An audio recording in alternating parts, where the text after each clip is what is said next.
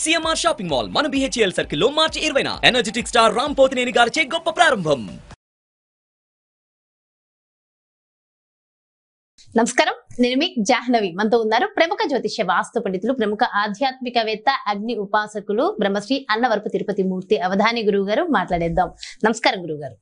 ఓం శ్రీ మహాగణాధిపతయే నమః. గురువు గారు, చంద్రగ్రహణం రాబోతోంది. ఈ గ్రహణం వల్ల విపరీతమైన అనార్థాలు జరగబోతున్నాయనే వార్తలు వస్తున్నాయి. ఇందులో వాస్తవికత ఉందంటారా? నిజంగానే గ్రహణ ప్రభావం మన భారతదేశంలో ఉందంటారా? భారతీ శంకరపీఠం భక్తులకు, సుమన్ ఛానల్ టీవీ ప్రేక్షకులకు శుభాభివందనాలు, శుభాశీస్సులు. గ్రహణం, వాస్తవానికి గ్రహణం గురించి మనం మాట్లాడుకోవటం కూడా సమయం వృధానే అమ్మ. ఎందుకనంటే మన దేశానికి గ్రహణం ఒక ఛాయ కూడా లేదు. నేను నిన్న మొన్న చూసా, మరి చాలా ఇన్ని సంవత్సరాల తర్వాత వచ్చింది, అనర్థాలు జరుగుతున్నాయి అని. మంచిది, శుభం.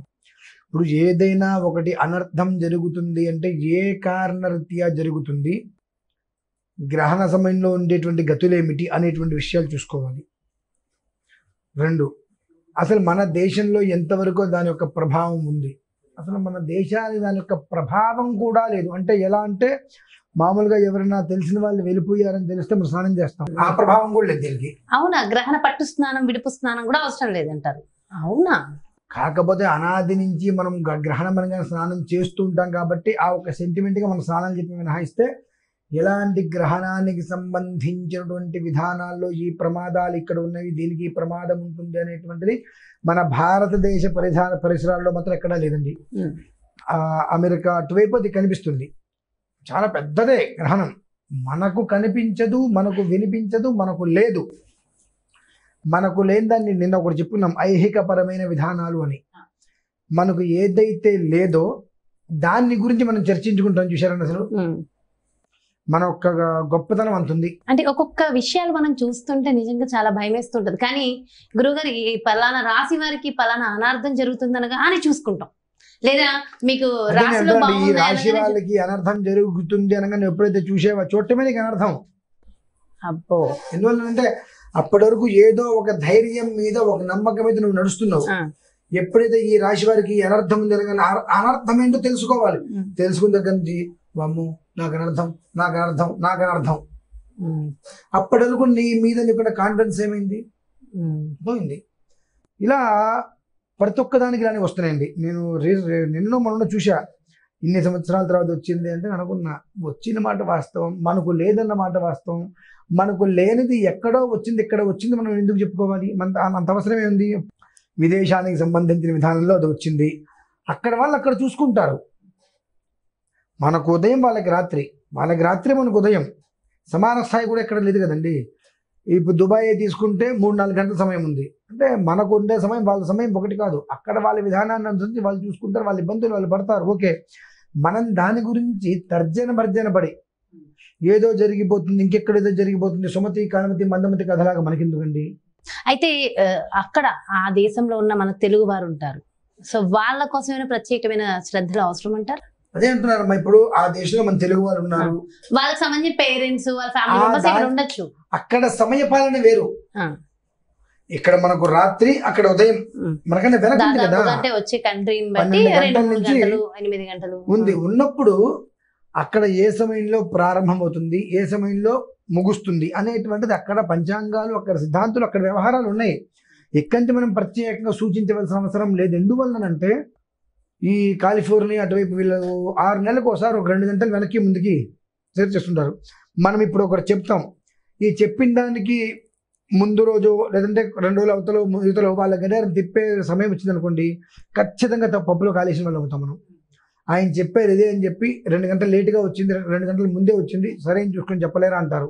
అందుకని వాళ్ళ ముళ్ళు అటు ఇటు తిప్పారన్న విషయం మనకు తెలియదు కదా, తిప్పుకుంటారనేటువంటి విషయం. కాబట్టి గ్రహణం ఉన్నమాట వాస్తవం, మనకు లేదు అనే మాట కూడా వాస్తవమే.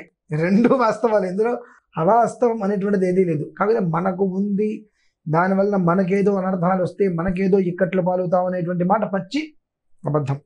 దాన్ని దృష్టిలో ఉంచుకొని వస్తాయి. నాకు తెలిసి ఇంకో 2-3 రోజులు వచ్చేస్తాయి. గర్భవతులు ఇలా ఉండండి, వీళ్ళు ఇలా ఉండండి, వాళ్ళు చెప్తున్నారు గురువు గారు. అంటే కోపాలు రావచ్చు, సగానికి సగం పైగా సనాతన నాశనం అయిపోవడానికి మూల కారణాలు సంబంధం లేని వీడియోలు రావటమేనమ్మా. ఏదైనా ఒకటి ఉంది, దానికి ప్రమాణం కావాలి. ప్రమాణం లేదు, నువ్వే ప్రమాణం ఇది ఎందుకు చెప్పడం? జ్యోతిష్ శాస్త్రం అనేటువంటిది ఎప్పటి నుంచో వస్తుంది.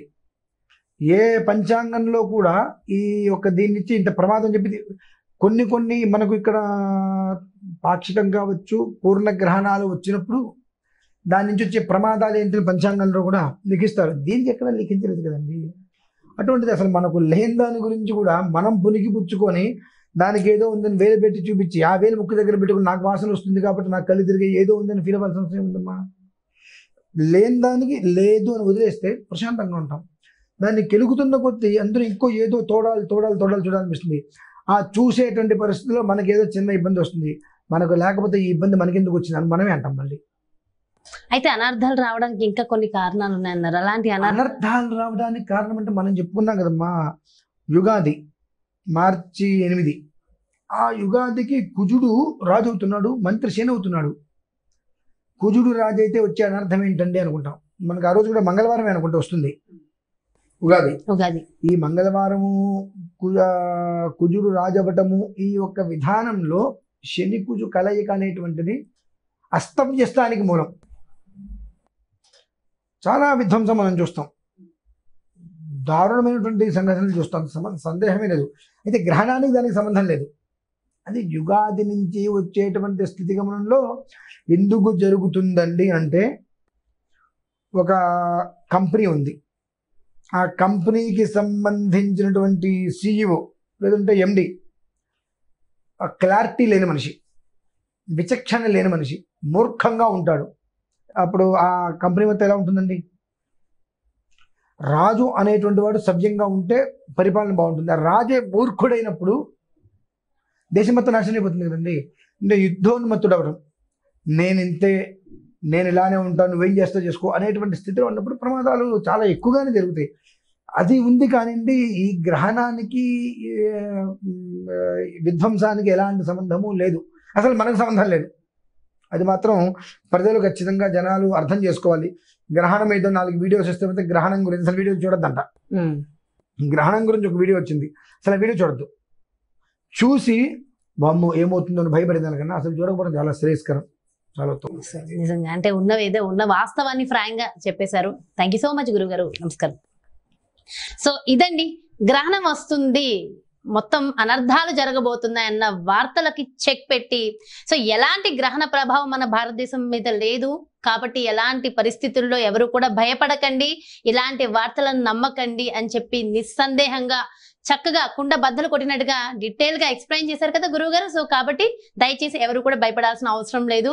సో అలాంటి వార్తలను మాత్రం ఎట్టి పరిస్థితుల్లో నమ్మకండి. మరో చక్కటి ప్రత్యేకమైన కార్యక్రమంతో మళ్ళీ మీ ముందుకు వచ్చేస్తాను. మరి అదేవిధంగా పర్సనల్ గా మీ యొక్క జాతకానికి సంబంధించి కానీ, లేదంటే మీ ఇంటి వ్యాపార వాస్తుకు సంబంధించి కానీ గురువు గారిని సంప్రదించాలి, డీటెయిల్స్ కావాలి అనుకున్నా, లేదంటే ఎప్పుడు కూడా నిరంతరం ప్రత్యేకమైన పూజలు, హోమాలు, వ్రతాలు నిర్వహిస్తూ ఉంటారు కదా గురువు గారు.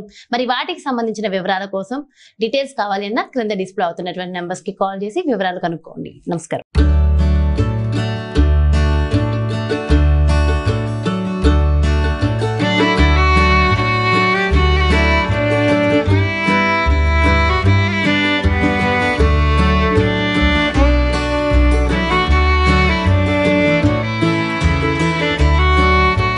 సుమన్ టీవీలో మీ పర్సనల్ అండ్ బిజినెస్ ప్రమోషన్స్ కోసం కింది నెంబర్కి కాంటాక్ట్ చేయండి.